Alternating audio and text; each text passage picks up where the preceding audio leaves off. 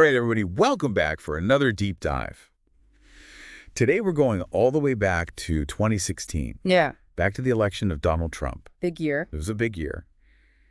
And we're going to be looking specifically at how Putin viewed the incoming Trump administration. Yeah. How he viewed Trump himself. Yeah. But also the team that he was putting together. Yeah. And should be interesting. It is going to be interesting.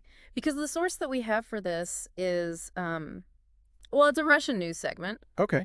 But it's from the Times of India's YouTube channel. All right. So kind of a weird little corner of the internet to find this. But, you know, definitely. Like we always say, these deep dives are about finding unique sources. Those unique sources that give us a different perspective. Yeah. So this is what we have for you today. Cool.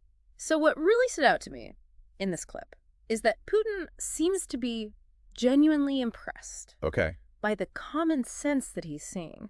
In some sense. Yeah, he uses that phrase common sense. Of some of the members of Trump's team. Right.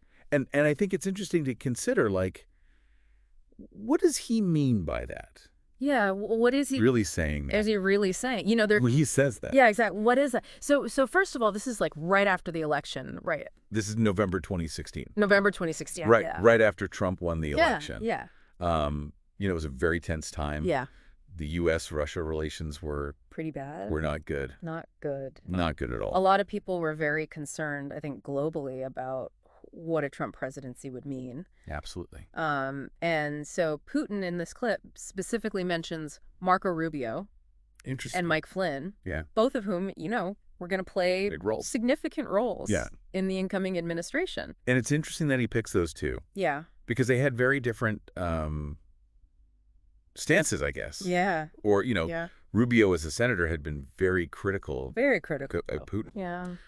And Flynn, you know, being a retired general with experience in intelligence. Yeah, national security. National security, yeah. So it's interesting that he's sort of lumping them together in this. Yeah, and using this phrase common sense.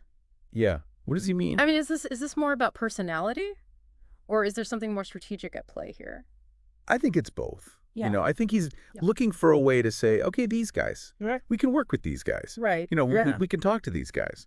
And he even talks about, you know, the communication breakdown of the previous 4 years. And I think that is a reference, at least in part, to the sanctions that the Obama administration had levied. Right. And those sanctions were no joke. I mean, they were a big deal. Significant impact on Russia's economy. Yeah.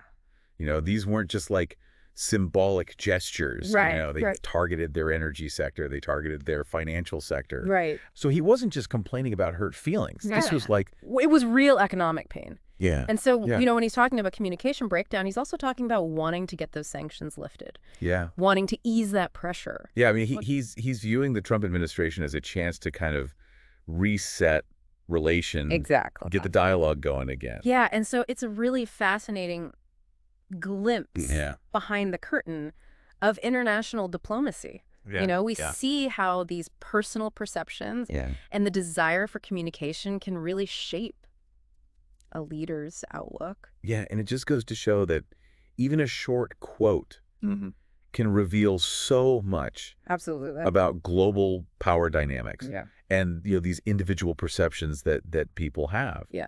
So it really leaves us with a lot to think about. Like, how much does personal chemistry between leaders actually influence these international relations? It's a big question, something to ponder. Yeah, something to think about for sure.